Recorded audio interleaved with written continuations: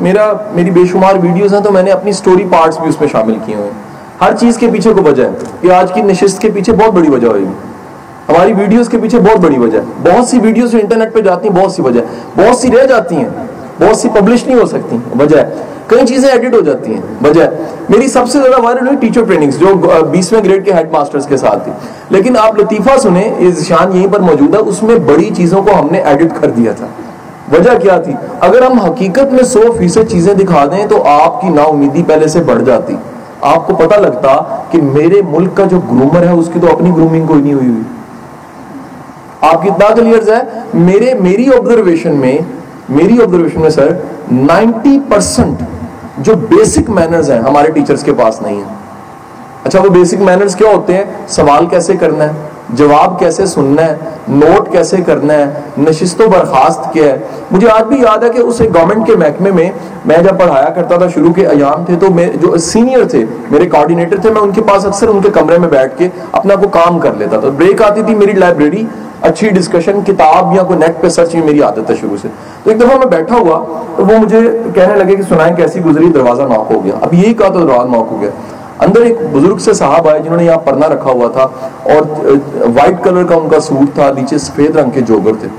تو میں نے ان کو سر سے پاؤں تک دیکھا. یہ ہم جتنے کارپوریٹ کے لوگ بیٹھے ہیں وہ جانتے ہیں, بینکس والے جانتے ہیں, ہم فوراً بندے کو سب سے پہلے دیکھتے ہیں کہ یار اس کی گھڑی کیسی, کپڑا کیسے. عادت پڑ چکی ہے نا کہ یار کارپوریٹ ورلڈ میں ہم رہ رہے ہیں تو کیا گریس ہے, کیا سٹائل ہے. تو میں نے دیکھا تو میں نے کو بھانپا, میں نے کہا اچھا اوکے. ساتھ ہی وہ میرے سینئر کو کہتے ہیں کہ سر جی میری گال سنو, انڈے 2 کیوں نہیں دیندے, ایک کیوں انڈا دیندے ہو.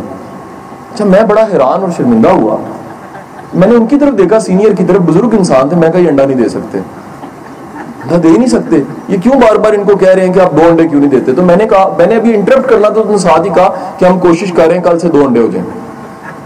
میں بڑا حیران ہوا کہ یہ انڈے دیتے ہیں اور یہ 2 انڈوں کا وعدہ بھی کر چکے ہیں. یہ وہ کہہ کے چلے گئے جنہوں نے پرنا رکھا ہوا تھا. تو میں نے سینئر سے پوچھا کہ سر یہ کون تھے. تو انہوں نے کہا جی آپ اندازہ لگائیں. میں کہا باہر وہ دیواریں بن رہی ہیں, کنسٹرکشن ہو رہی ہے, تو یہ راج ہوگا یہاں کا. وہ کہتے ہیں سر یہ 19ویں گریڈ کا ہیڈ ماسٹر ہے اور یہ صبح جو ناشتہ ملتا ہے اس ناشتے میں انڈوں کے لیے لڑائی کر رہا ہے کہ 2 انڈے کرو نہیں تو ایسی ایسے ٹریننگ نہیں لینے.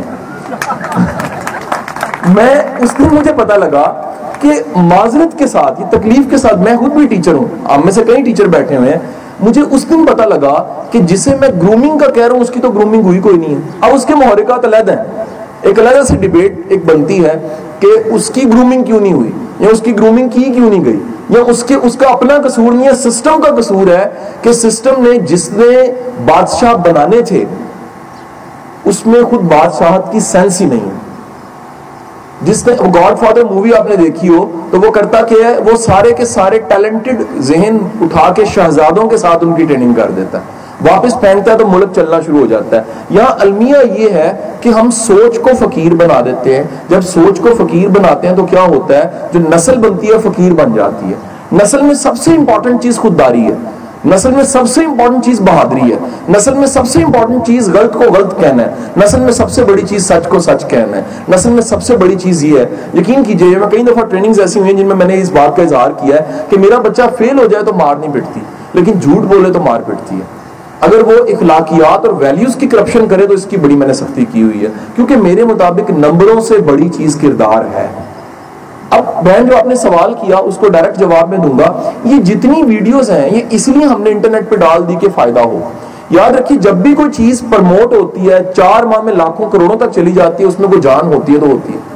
اگر ایسا ہو گیا ہے تو میرا یقین ہے یہ آج جہاں میں بیٹھا ہوں, ایمانداری سے بتاؤں یہ میری اوقات نہیں ہے, یہ اس مالک کا کرم ہے جس نے تھوڑی دیر پہلے سورج کو غروب کیا.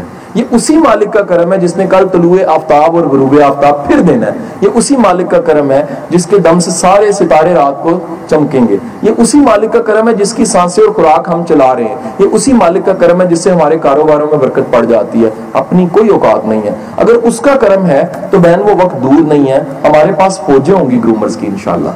میرا یقین ہے اس بات پہ, ہمارے پاس فوجیں ہوں گی.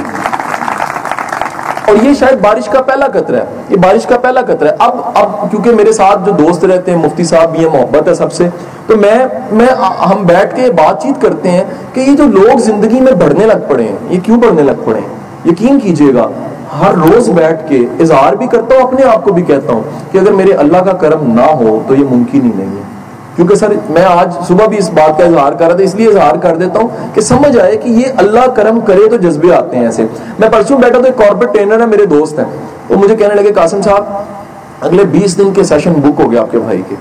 میں کہا واہ زبردست. تو میں کہا کیسے بک ہوئے؟ کہتے ہیں پر ڈے ₹1,00,000.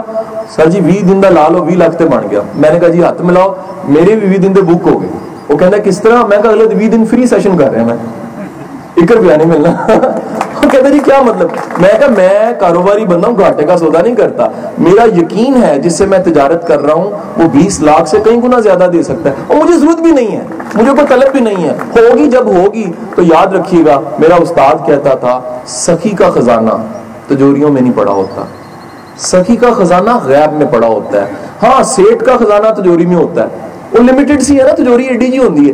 غیب تو بہت بڑا ہے، غیب میں ہاتھ ڈال کے خزانے نکالے جا سکتے ہیں. تو حضور یہ ایمان اپنے اندر ضرور پیدا کیجئے، یہ میں وعدے دے رہا ہوں. یقین کریں کارپوریٹ ٹریننگز میں باقی جگہ پہ بھی اور بڑے بڑے اعلیٰ عہدوں پہ، پرسوں نسٹ تھا تو نسٹ کے ٹاپ پروفیسر سے میں نے ریکویسٹ کی خدا کے لیے اگر آپ کے بال سفید ہو گئے ہیں، بوڑھے ہو گئے ہیں، زندگی میں جو وزڈم کمایا ایک چھوٹی سی ویڈیو بنا کے نیٹ پہ ڈال دیں.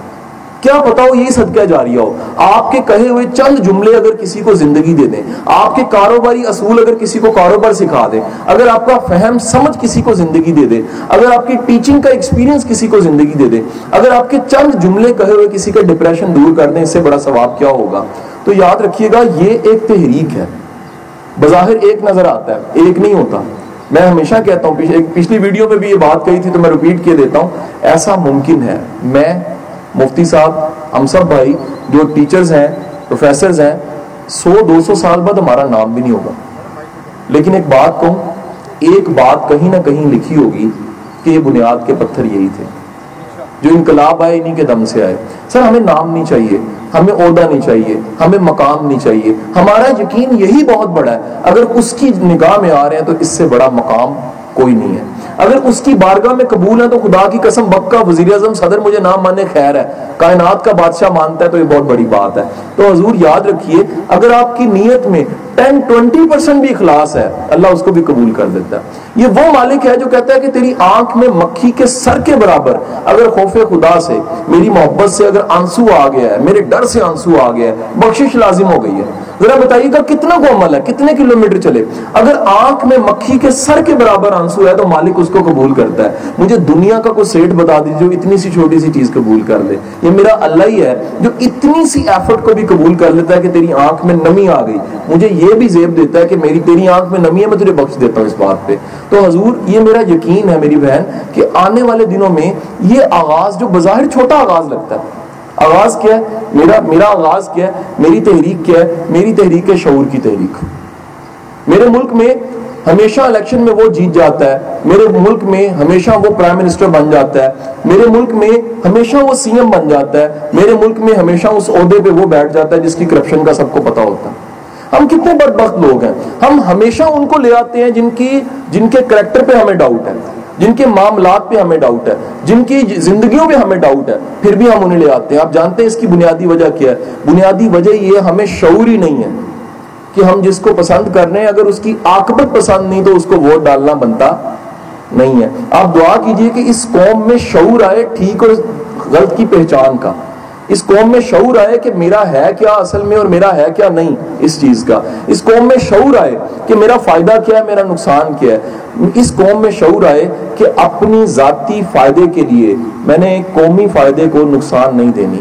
اس قوم میں شعور آئے کہ مجھے اگر پاؤ گوشت چاہیے تو پورا بکرا ذبح کرنے کی ضرورت نہیں ہے. جس دن یہ شعور آ جائے گا یقین کیجئے گا یہ جو چھوٹی چھوٹے لیکچرز ہیں، یہ چھوٹی چھوٹی ویڈیوز ہیں، ان کا حق ادا ہو جائے گا.